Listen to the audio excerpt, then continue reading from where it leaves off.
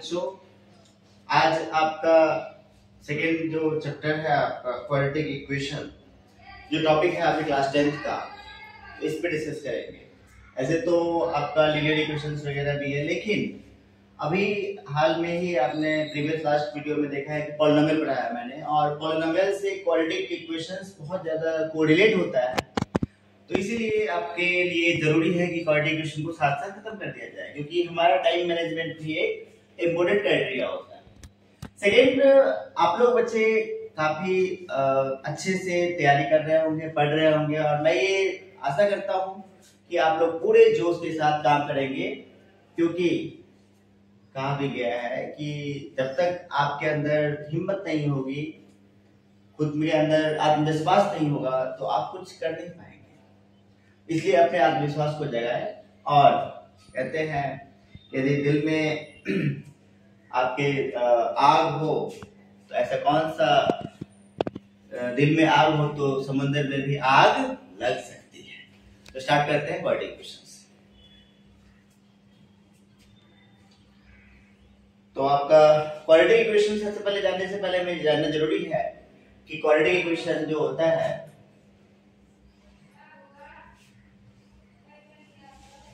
Quadratic equation जिसे हिंदी में हम क्या कहते हैं, द्विघात समीकरण। क्या कहते हैं? द्विघात समीकरण।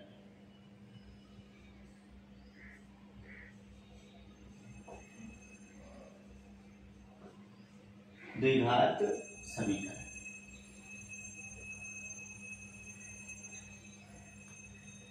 तो इसका मतलब ये है बच्चों कि क्वाड्रेटिक मतलब ये, आपने जब पॉलिनोमियल पढ़ा था तो उस टाइम मैंने क्या बताया था कि जब डिग्री 1 हो तो क्या कहते हैं, डिग्री 1 हो तो क्या कहते हैं, लीनियर पॉलिनोमियल, और डिग्री 2 हो तो क्या कहते हैं, क्वाड्रेटिक पॉलिनोमियल। इसका मीनिंग यह है कि क्वाड्रेटिक इक्वेशन होने के लिए सबसे पहले पॉलिनोमियल होना जरूरी है। यदि पॉलिनोमियल नहीं हो तो क्वाड्रेटिक इक्वेशन नहीं होगा। तो आपका जो इसका जो हाईएस्ट पावर होगा, highest power of variable equal to 2, मतलब कि घात कितना होना चाहिए, हाईएस्ट 2। घात मतलब पावर होता है। इसका स्टैंडर्ड फॉर्म जो है,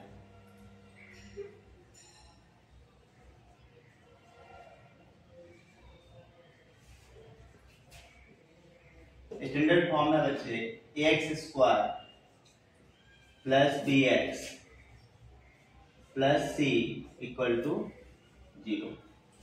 ये जो है आपका क्वाड्रेटिक इक्वेशन का स्टैंडर्ड फॉर्म है। यहाँ पे आप देख सकते हैं कि यहाँ पे वेरिएबल क्या है, x है, और x का हाईएस्ट पावर कितना है, 2, मतलब डिग्री कितना है, 2। तो here a, b and c are real number, ये रियल नंबर। और सेकंड क्या है बच्चों कि यहाँ पे जो वेरिएबल है, वेरिएबल क्या है, x, वेरिएबल x।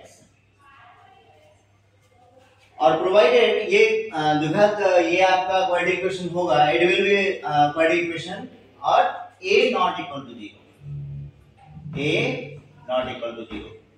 अब ये आपके मन में सवाल आ सकता है कि a नॉट इक्वल टू 0 क्यों होना चाहिए, क्योंकि a यदि 0 हो गया तो ये इक्वेशन क्या बन जाएगा, लीनियर। किसमें बन जाएगा, लीनियर।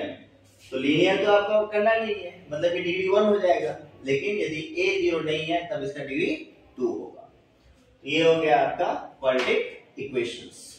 अब क्वाड्रेटिक इक्वेशंस की बात करें हम, तो a नॉट इक्वल टू 0 और a b c जो है कोई भी रियल नंबर हो सकता है, और वेरिएबल क्या है, x, और हाईएस्ट पावर कितना है, 2। तो अब क्वाड्रेटिक इक्वेशन की बात करें तो इसमें जो है सो एक डिस्क्रिमिनेंट की बात है, डिस्क्रिमिनेंट।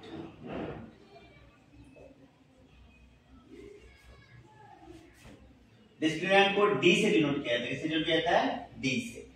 और इसका फॉर्मूला होता है बच्चों b² माइनस 4ac। तो डिस्क्रिमिनेंट का फॉर्मूला क्या होता है, बी स्क्वायर माइनस 4ac। अब x का मान निकालना होता है, हमें x की वैल्यूज निकालने होते हैं इस इक्वेशन से, क्वाड्रेटिक इक्वेशन से। तो ये इसके रूट्स कहलाते हैं। जो वहां पर आपने पॉलिनोमियल का जीरोज निकाला, क्या देखा था आपने कि वेरिएबल का वो वैल्यू जो कि पूरे के पूरे एक्सप्रेशन को जीरो कर दे, वो उसका जीरोज कहलाता है। तो यहाँ पर जीरोज जो है, यहाँ पे क्या है, रूट्स है इसका सॉल्यूशन जो है। तो वैल्यू ऑफ x की बात यदि करते हैं, वैल्यू ऑफ x, तो वो निकलता है बच्चे, x बोलो या कोई भी वेरिएबल जो भी होगा, ठीक है ना, वैल्यू ऑफ x और roots of quadratic, roots of quadratic equation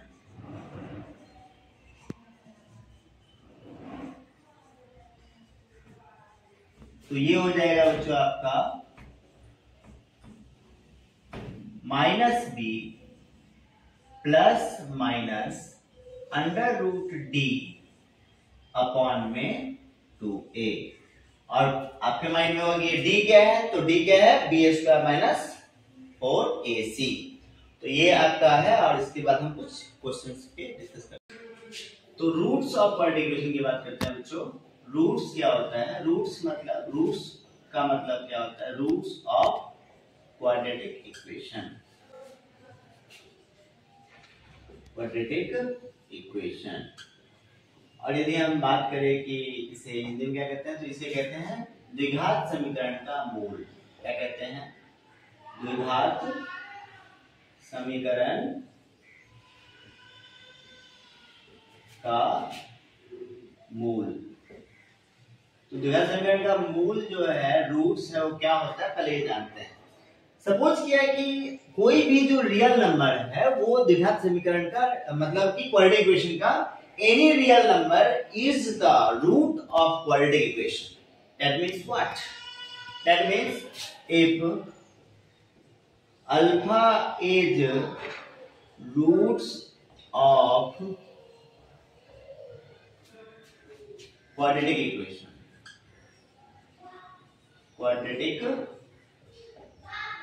equation, quadratic equation क्या है आपका, ax square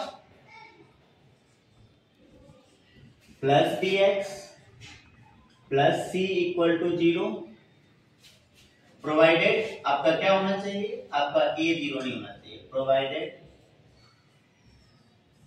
a not equal to 0। Then यदि अल्फा इसका एक रूट है, अल्फा क्या है, एक रियल नंबर है, अल्फा क्या है, रियल नंबर है जो नंबर लाइन पे डिनोट हो सकता है, प्रोवाइडेड देन क्या हो जाएगा बच्चों, देन हो जाएगा a alpha square plus b alpha, जहां जहां x था, जैसे कि हमने पॉलिनोमियल में किया था, जहां जहां x था वहां रिप्लेस किया था वेरिएबल को उस नंबर से। तो ये अल्फा क्यों लिया, क्योंकि आपको नहीं पता है कि 2 है 3 है 4 है, इसलिए अल्फा लिया, और प्लस c इक्वल टू 0। तो ये आपका क्या कहलाता है, इसका रूट्स कहलाता है। तो चूंकि आपको पता है कि पॉलिनोमियल में भी आपके यदि 2 पावर थे तब 2 उसके सॉल्यूशन निकलते थे, तो क्वाड्रेटिक है तो यहाँ भी क्या निकलेगा, x का 2 वैल्यू निकलेगा। और जैसे सॉल्व क्वेश्चन लिखते हैं,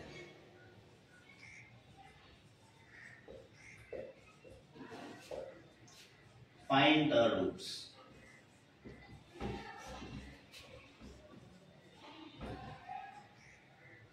अब रूट्स फाइंड करना है किसका,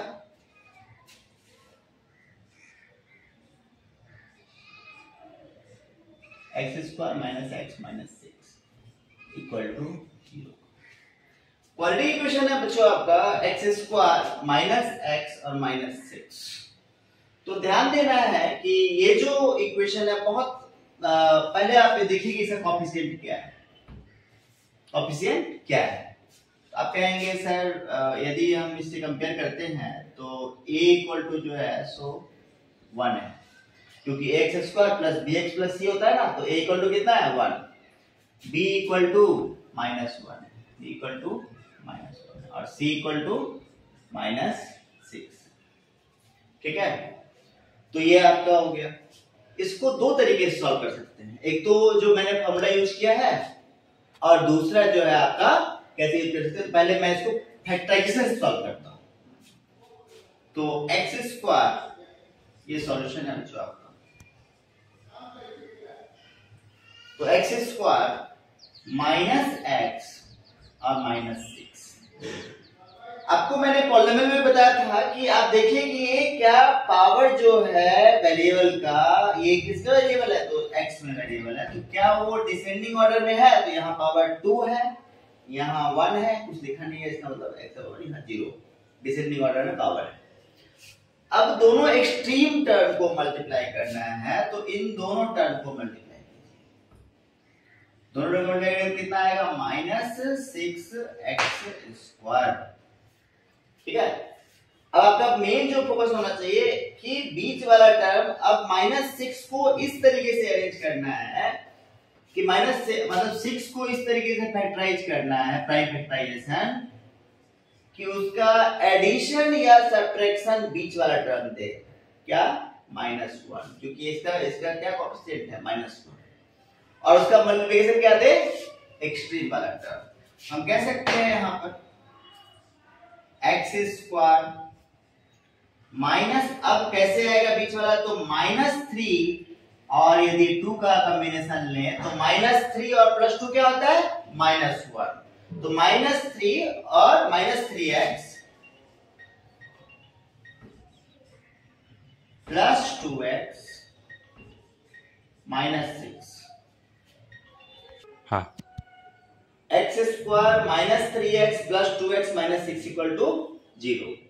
तो यहां तक आपको समझ में आ गया। अब देखिए यहाँ पर बच्चों कि बहुत ध्यान से, ये बहुत बेसिक बातें होती है, फिर भी मुझे समझाना है कि आपको पता है कि x² और x वेरिएबल की बात करें तो ये तो आपने क्लास 7 में पढ़ा हुआ, पीछे भी पढ़ा हुआ या पहले पता हुआ, तो x² -3x, तो यहाँ पे x वेरिएबल है, तो यहाँ पे हाईएस्ट पावर कितना, मतलब लोएस्ट पावर कितना है, दोनों में कॉमन जो हाईएस्ट कॉमन है क्या है, x है कॉमन, क्या है कॉमन, x, और नंबर में कुछ भी कॉमन नहीं है। 1 और 3 का एचसीएफ क्या होगा, 1 और 3 का एचसीएफ होगा 1, इसीलिए हम क्या करेंगे x, और यहाँ क्या बचा x -3, और यहाँ पे क्या कॉमन लेंगे, तो यहाँ पे 2 और 6 में हाईएस्ट कॉमन क्या है, तो 2, एचसीएफ क्या है 2 और 6 का 2, और x है यहाँ वैल्यू कुछ नहीं है, तो क्या हो जाएगा x -3।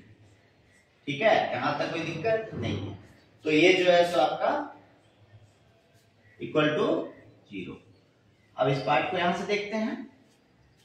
अब इन दोनों में ये पूरा का पूरा टर्म आपको कॉमन दिख रहा होगा, तो x -3 को बाहर ले लो। ठीक है, तो x -3 बाहर ले लिया यदि, तो अंदर में क्या बचा है, यहाँ पे x -3 बाहर ले लिया, तो अंदर क्या बचा है x, यहाँ लिख दो x, और यहाँ क्या बचा है अंदर में +2, यहाँ लिख दो +2, मतलब कि इक्वल टू 0। मतलब इन दोनों का प्रोडक्ट यदि 0 है तो या तो ये नंबर 0 है या ये नंबर 0 है, या दोनों 0 है, तभी तो इसके प्रोडक्ट 0 है। हम लिखेंगे आइदर x -3 इक्वल टू 0। तो x इक्वल टू कितना हो गया है, क्योंकि x -3 है, यहाँ पे माइनस है, तो इधर जाके क्या हो जाएगा प्लस, तो x इक्वल टू 3, और यहाँ x और x +2 इक्वल टू 0, तो x +2 इक्वल टू 0 है, तो x इधर +2 में है, तो इधर जाके क्या हो जाएगा x इक्वल टू -2, तो एक x का वैल्यू 3 आ गया और x का वैल्यू -2 आ गया, ये दोनों इसके क्या हो गए रूट्स। तो मैंने क्वाड्रेटिक इक्वेशन का जो है सो रूट्स के बारे में बताया, तो इसमें भी जैसे पॉलिनोमियल में अलग-अलग कैटेगरी का मैंने बात किया, टाइप का बात किया था, यहाँ पे टाइप वाइज मैं क्लासिफाई करूंगा क्वेश्चंस को, कि सबसे पहला जो है सो आपका वही जो सॉल्व फॉलोइंग क्वाड्रेटिक इक्वेशन होगा, और ये टाइप 1 में आएगा आपका सॉल्व फॉलोइंग क्वाड्रेटिक इक्वेशंस। अब इसमें मैं फिर से कैटेगरी को डिवाइड कर रहा हूँ, क्योंकि कुछ बच्चे जो है सो ये क्या कहते हैं कि अलग कुछ कैटेगरी टाइप क्वेश्चन से थोड़ा सा अपग्रेड हो जाते हैं, थोड़ा भयभीत हो जाते हैं, तो डरने की घबराने की जरूरत नहीं है। अब कुछ क्वेश्चन बहुत आसान होता है, और बच्चे क्या करते हैं, अब जैसे देखो ये फैक्टराइज करके दे रखा है, बच्चे क्या करेंगे, इसको मल्टीप्लाई करेंगे, फिर दोबारा से उसको फैक्टराइज करेंगे, तो टाइम वेस्ट करते रहेंगे, लेकिन कुछ करने की जरूरत ही नहीं है। बस इस दोनों का प्रोडक्ट 0 है, इसका मतलब कि ये ऑलरेडी आपको फैक्टर फॉर्म में दे रखा है, कुछ ज्यादा मेहनत नहीं करना है, सिर्फ आपको बताना है कि आइदर, क्योंकि निकालना क्या है, x का वो वैल्यू जो इसको 0 कर दे, यदि मैं सिंपली मैं देख के भी बताऊं तो मैं बता सकता हूं बच्चे आपको कि ये जो वैल्यू होगा आपका 3/2 होगा। इसमें ज्यादा सोचने की भी जरूरत नहीं है, क्योंकि 3/2 डालेंगे तो क्या हो जाएगा, 8.0। और ये जो वैल्यू होगा आपका ये -1/3 होगा। देखो आपका कैलकुलेशन माइंड में चलेगा तो आप अपने आप बता सकते हो। आप सोचोगे कि सर कैसे बता रहे हैं, तो -1/3 तो 3 से 3 कट गया, -1 0। लेकिन इसको सॉल्व इस तरीके से कर सकते हैं, आइदर, क्योंकि इन दोनों का प्रोडक्ट भी तो 0 है, तो आइदर 2x - 3 = 0। तो 2x = क्या हो जाएगा, 2x = 3, क्योंकि ये -3 इधर और ये मल्टीप्लिकेशन में x का, तो क्या हो जाएगा x = 3/2। एक रूट हो गया 3/2, ये बताया था आपको। और दूसरा जो रूट हो जाएगा बच्चों वो होगा कितने, या तो ये 0 है, ये 0 है, तो 3 और 3x + 1 = 0। इसका मतलब 3x + 1 0 है, इसका मतलब 3x = क्या हो गया, इट मींस 3x = -1, क्योंकि +1 इधर था तो ऑपरेशन क्या हो गया, इनवर्स, और x = -1/3। तो हेंस रूट्स क्या हो गए आपके, हेंस रूट्स जो हो गए, हेंस रूट्स आर क्या है आपके 3/2 एंड -1/3। कोई डाउट यहाँ तक मुझे नहीं लगता कि कोई डाउट होना चाहिए। बहुत आसान क्वेश्चन है, बहुत सिंपल क्वेश्चन है, ज्यादा दिमाग कॉम्प्लेक्स करने की जरूरत नहीं है। दूसरा क्वेश्चन है कि टाइप 1 में भी कि आपके जो सॉल्व करने वाले हैं तो इसमें कुछ पार्ट को इक्वल टू के इस साइड दे देता है, कुछ को इस साइड। तो हम सबसे पहला क्या करते हैं, रीअरेंज द, इसको पहले इधर लेके आते हैं। क्या हो जाएगा बच्चों, rearrange the terms, rearrange the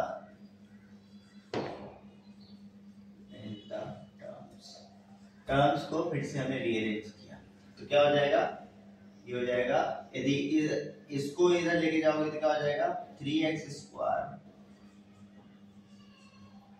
ये -11 है तो इधर जाएगा क्या हो जाएगा +11x, क्योंकि x² के बाद क्या टर्म आता है, x का टर्म आएगा, ये ध्यान रखना है, इसलिए मैंने +11x किया, और -4 = 0। ठीक है, अब यहां से जो है सो आपका क्या होगा, इसको फैक्टराइज कर सकते हैं। तो फैक्टराइज करेंगे तो मैंने क्या बताया था कि एक्सट्रीम टर्म्स को मल्टीप्लाई करोगे, तो एक्सट्रीम टर्म मल्टीप्लाई करोगे तो कितना हो जाएगा, -12x²। ठीक है, अब ये क्या है -12, तो मतलब कि आपका जो 12 है, 12 का फैक्टराइजेशन करो, 12 फैक्टराइजेशन, तो 12 क्या होगा 2 6 12। ठीक है, या 12 1 12, तो 2 6 12 या 12 1 12, कुछ भी बोल सकते हैं। तो यदि आप यहाँ पे 12x और प्लस -x रखेंगे तो ये हो जाएगा 3x² + 12x -x, इन दोनों का सब्ट्रैक्शन कितना होगा 11x, और मल्टीप्लिकेशन कितना होगा -12x² -4 = 0। ठीक है, अब यहां से आ गया तो 3x², तो 3 और 4 जो न्यूमेरिकल पार्ट है, पहले न्यूमेरिकल को देखते हैं। इन दोनों में 3 और 4 में HCF कितना होगा, तो 3 होगा HCF, तो 3 बाहर ले लेंगे, और x² और x का HCF क्या होगा x, तो क्या बचेगा 3x। तो अंदर क्या बचा, जब 3x ले लिया तो 3 तो ले लिया और x भी ले लिया, तो बचा क्या यहाँ पे x, क्योंकि x × x क्या हो जाता है x², क्या बचा x, और यहाँ पे 3x ले लिया तो यहाँ कितना बचा +4, साइन क्या है प्लस का, और यहाँ पर -x है, इसका मतलब -1 यहाँ है, और यहाँ पे -1 कॉमन है, तो -1 यदि कॉमन ले लेते हैं, HCF ले लेते हैं, तो क्या बचा x + 4 = 0। अब इन दोनों में टर्म में ये टर्म हाईएस्ट कॉमन है, दोनों में ये टर्म कॉमन है, तो x + 4 बाहर ले लो, तो x + 4 × 3x - 1 = 0।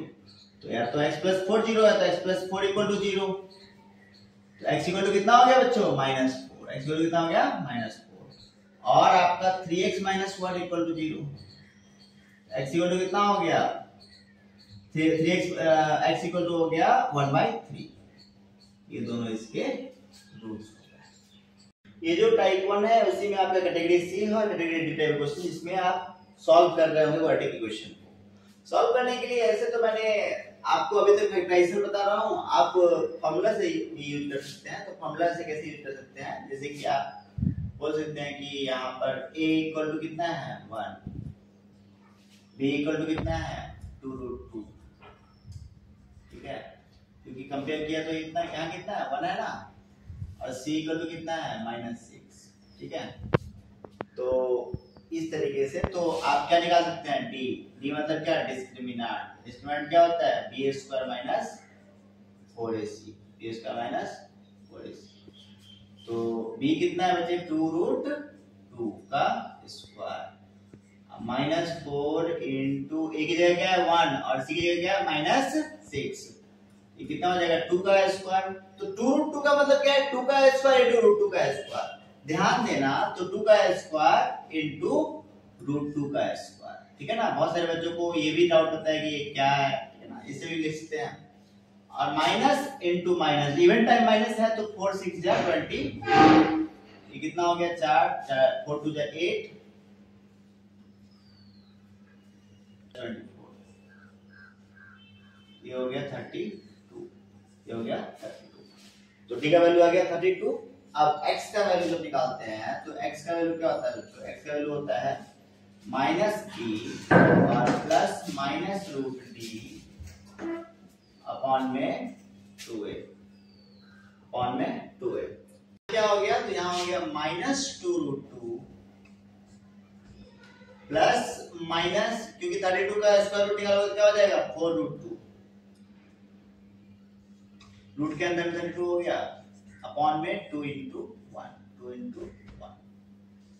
तो ये यहां से देखो बच्चे आगे क्या हो जाएगा, ये हो जाएगा आपका -2√2 प्लस और माइनस करेंगे, प्लस करेंगे माइनस करेंगे तो क्या हो जाएगा -2√2 प्लस 4√2, क्योंकि 32 का जो निकलेगा आपका रूट के बाहर कितना निकलेगा 4, क्योंकि 32 क्या लिखते हैं 32 का लिखते हैं 4√2 अपॉन में 2। अब दूसरा क्या हो जाएगा -2√2 -4√2 अपॉन में 2। तो आंसर क्या हो गया आपका -2√2 और ये तो 2√2 अपॉन में 2, मतलब कि √2 हो गया, कितना हो गया √2। और ये -2, और जो कि आप समझो कि जैसे -3x और -5x कितना होगा -8x, ऐसे ही रूट यदि सेम है, यहाँ भी √2 है यहाँ भी √2 है, तो बस ये नंबर देखेंगे कि नंबर कैसे ऐड या सब्ट्रैक्ट हो रहा है। तो -4 और -2 कितना होता है, सेम साइन ऐड होता है, तो -6 √2 अपॉन में 2, तो क्या हो जाएगा -3√2, ये आपका पार्ट हो गया। क्लियर है। तो ये आपका एक सॉल्यूशन इस तरीके से आ सकता है। इसका एक और तरीके से फैक्टराइजेशन तरीके से ला सकते हैं।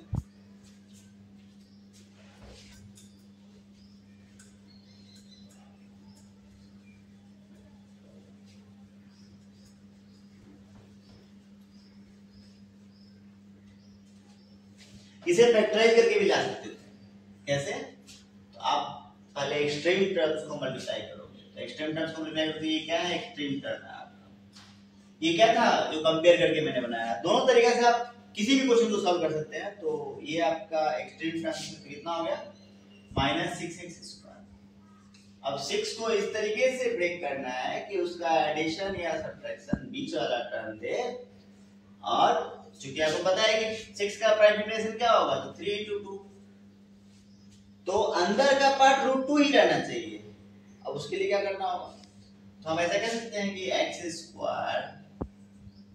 प्लस क्या, तो प्लस जो है सो आपका 3√2, और उसमें से यदि 3√2x और -√2x कर दे यदि हम, तो ध्यान से देखो बच्चे कि मैंने क्या बोला कि जैसे 4x - x कितना होता है 3x।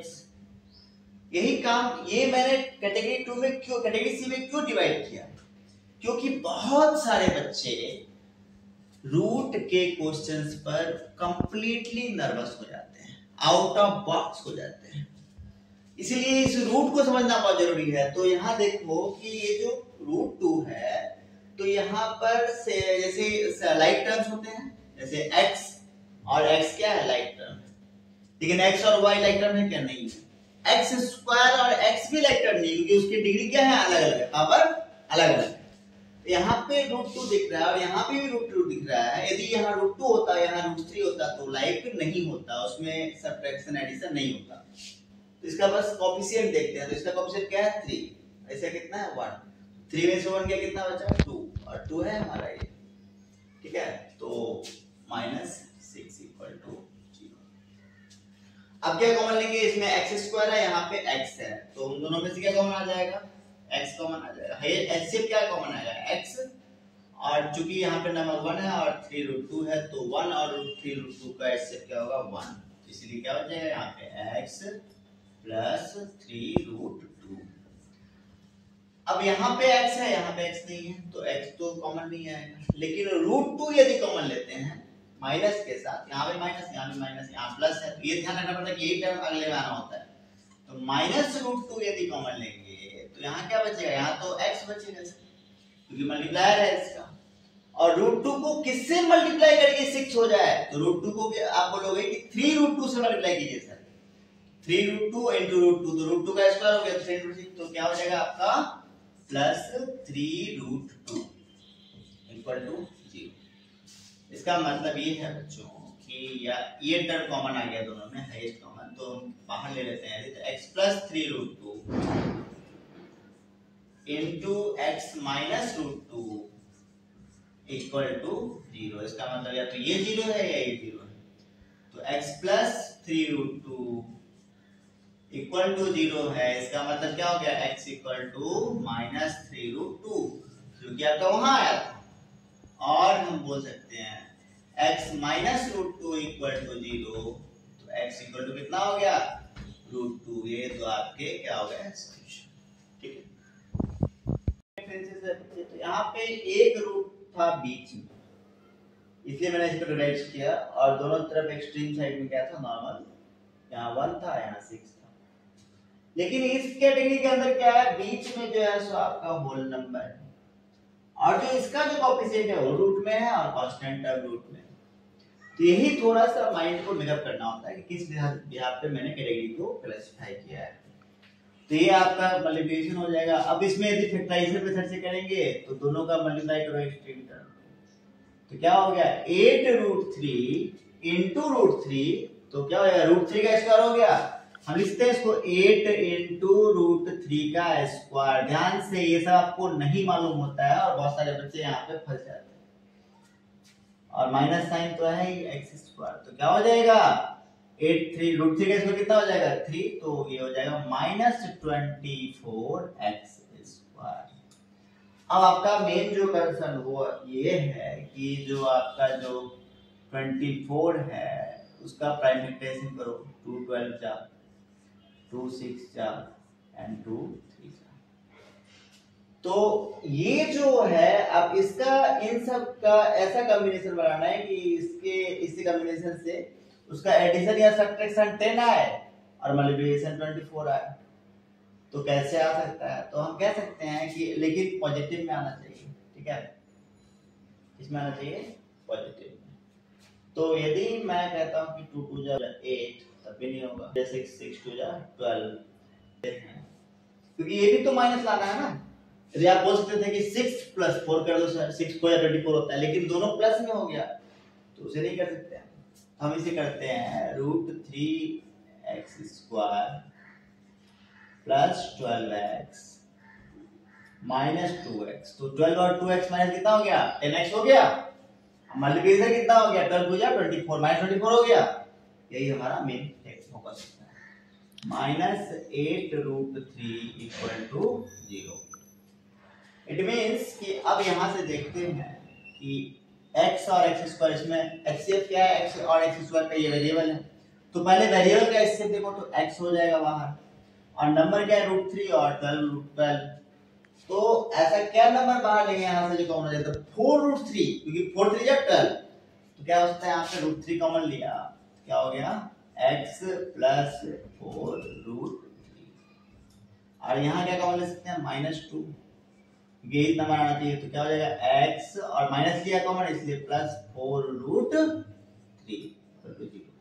इन दोनों में से 4√3 कॉमन आ गया, तो 4√3 x प्लस 4√3, ठीक है, x प्लस 4√3 इंटू इधर क्या बचा x√3 माइनस 2 इक्वल टू 0। तो या तो ये 0 है या ये 0 है, तो x प्लस 4√3 इक्वल टू 0, तो x इक्वल टू माइनस 4√3, और हम बोल सकते हैं x√3 माइनस 2 इक्वल टू 0, तो x√3 x क्योंकि ये मल्टीप्लिकेशन है तो आगे पीछे कर सकते हैं, तो इक्वल टू 2, तो x इक्वल टू क्या हो जाएगा 2/√2। यही आपके दो रूट्स हो गए, ठीक है।